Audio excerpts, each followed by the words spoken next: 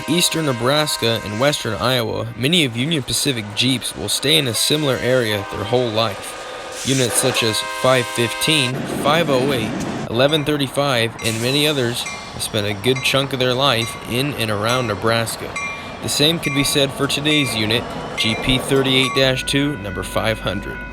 500 is an electromotive diesel built GP38-2 built in 1974 for the Union Pacific and formerly numbered 2000. In 1996, in Kearny, Nebraska, 500, still numbered 2000, was involved in a serious wreck when it was struck by another train.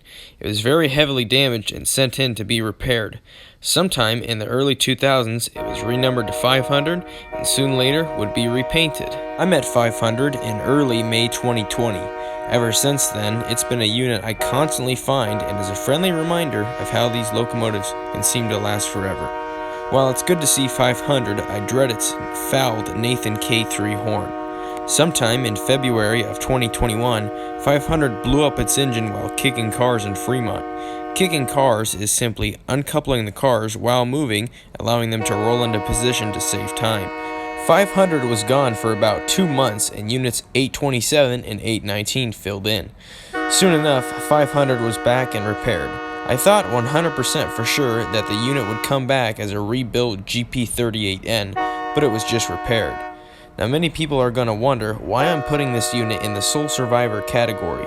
Many of UP's Jeeps that are in service are being rebuilt, and it's just a matter of time before all being used are rebuilt. The fact that the unit has also been in a crash and survived is very rare as well. I haven't seen the unit since May as it's been moved up to Sioux City for duties. Hopefully she'll come back soon. So now enjoy clips of 500 from Valley to Fremont and other locations along Union Pacific's Omaha subdivision. Thanks for watching. Union Pacific Omaha, out.